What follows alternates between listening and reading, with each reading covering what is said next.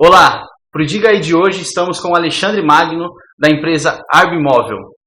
Bem-vindo, Alexandre, boa tarde. Boa tarde, Jean. Primeiro quero agradecer aqui ao Diga Aí pela oportunidade e vamos lá falar aí sobre o assunto. Hoje o assunto do Diga Aí vai ser a popularmente conhecida Lei da Anistia, né? Então acho que a primeira pergunta que todo mundo se faz é: o que seria essa Lei da Anistia? É legal a gente entender que, na realidade, a lei não é bem uma anistia. Por quê? Anistia se presume ou dá a impressão de que há um perdão. A lei não fala de perdão, ela fala de uma readequação de uma situação que estava irregular. A lei, na realidade, ela trata sobre regularização imobiliária e não é propriamente uma anistia, não há um perdão com relação à situação ali da edificação. Esse é o intuito da lei. O intuito, o objetivo da lei não é dar perdão, e sim regulamentar uma situação que está irregular. Ótimo. Nesse caso dessa lei, o que ela abrange? Ela abrange somente a regularidade com relação às edificações dentro da cidade de São Paulo. A última vez que tivemos uma lei falando sobre a regularidade de edificação faz 17 anos, foi em 2003. Essas leis de regularidade imobiliária, né, não são constantes e normalmente elas sempre abrangem ou tentam adequar situações da própria modernidade. Tivemos uma primeira lei lá em 1987, onde teve regularização mais ou menos aí por volta de 40 mil imóveis. Depois dessa de 87, na história, que foi a primeira lei, né, até agora 2020, vamos colocar aí 33 anos, se eu não estou errado, nos cálculos, tivemos mais outras duas oportunidades. Em 94, também teve uma quantidade aí significativa de imóveis, e a última foi em 2003, antes desta agora de 2019, que começa a vigência agora em 2020. Perfeito. Quais seriam os prazos estipulados nessa legislação? A legislação ela começou, apesar da aprovação dela ter acontecido por nosso prefeito no final de outubro de 2019, começo de novembro de 2019, a vigência dela começou a valer efetivamente a partir de janeiro de 2020. E o prazo para que todos possam se utilizar do benefício dessa lei é somente até um final de março de 2020. É muito curto, a gente tem mais ou menos aí 3 meses para que corra atrás de documentação e todo mundo que está com uma situação irregular possa se adequar e ter aí um documento hábil. Ótimo. A documentação necessária para fazer todo esse processo junto à prefeitura, qual seria? Basicamente, a documentação necessária é matrícula do imóvel, né?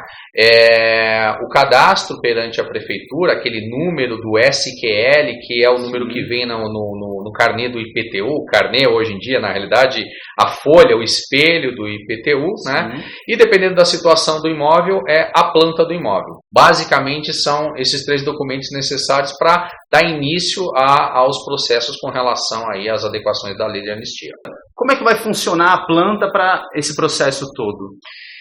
A lei ela tem 3 modalidades de regularidade, né? Uma modalidade chamada automática, outra modalidade chamada declaratória. Essa declaratória ela tem 2 subdivisões, e uma outra modalidade chamada comum. Nas duas últimas modalidades, tanto a declaratória como a comum, há necessidade de se apresentar o projeto gráfico do imóvel, ou seja, esta planta. Planta esta que tem que ser feito lá por arquiteto, por engenheiro, assinada por eles e recolhido lá a RT ou a RRT, que é justamente a responsabilidade técnica por aquele desenho e pela veracidade do que está ali contido. Esses 3 processos, como é que vai funcionar cada um? Como que é a divisão de cada um desses processos, cada uma dessas modalidades, né? A modalidade automática entram imóveis exclusivamente residenciais com metragem até 150 metros quadrados. Nessa modalidade, falando muito en passant como que ela vai funcionar, o contribuinte, o proprietário do imóvel, não precisa fazer nada. A própria prefeitura vai tomar as providências de forma automática e, num prazo lá determinado pela lei, vai mandar o documento de regularidade para o proprietário do imóvel. As outras duas modalidades, aí sim, há necessidade de preenchimentos de formulários eletrônicos, de juntar documentação, né, pela internet através de um site próprio da prefeitura. Na declaratória, como eu falei, existe uma subdivisão da modalidade declaratória, onde entram imóveis até 500 metros, com alguns requisitos, e depois a segunda subdivisão dentro da declaratória são imóveis até 1.500 metros. E a última modalidade, que é a modalidade comum, são imóveis acima de 1.500 metros. E o prazo para atendimento dessas modalidades, qual seria por parte da prefeitura? Dentro da modalidade automática, é a única que a lei lá coloca um prazo para que a prefeitura emita o documento que vai deixar este imóvel regular. Nesta modalidade automática, que seria onde entram a grande maioria dos imóveis que estão irregulares aqui na cidade de São Paulo, a prefeitura, depois de dada entrada no processo, em até 12 meses ela vai encaminhar a documentação necessária de regularidade deste imóvel para o proprietário. As outras modalidades, como depende de mais documentação, análise mais criteriosa com relação aos fiscais da prefeitura e tudo, então não há um prazo determinado. Esperamos o quê? Por conta da lei, pelas facilidades que a lei está trazendo, que não haja tanta burocracia como ocorre nos processos convencionais de regularização imobiliária. Ótimo. Deixo aberto aí o canal para você dar o seu contato, ou se você quiser citar mais alguma coisa importante para a pessoa saber referente ao processo. Perfeito, Jean. Uma coisa interessante que é bom deixar claro, não é simplesmente o preenchimento do formulário ou a contratação de um profissional técnico, né, que possa auxiliar nessa questão da regularização. Normalmente, considerando as duas outras modalidades de anistia, seja declaratória nas suas duas modalidades, seja na comum, a necessidade de recolhimento de taxas administrativas na prefeitura, emolumentos e, dependendo da situação, também uma coisa que algumas pessoas tenham já ouvido falar, chamada outorga onerosa. Essa outorga onerosa, a própria lei traz uma fórmula para como se calcula essa outorga onerosa, para que o contribuinte que for dar entrada, o proprietário que for dar entrada nisso daí, tenha mais ou menos ideia de quanto se gastaria com relação a taxas administrativas perante a prefeitura. Ótimo.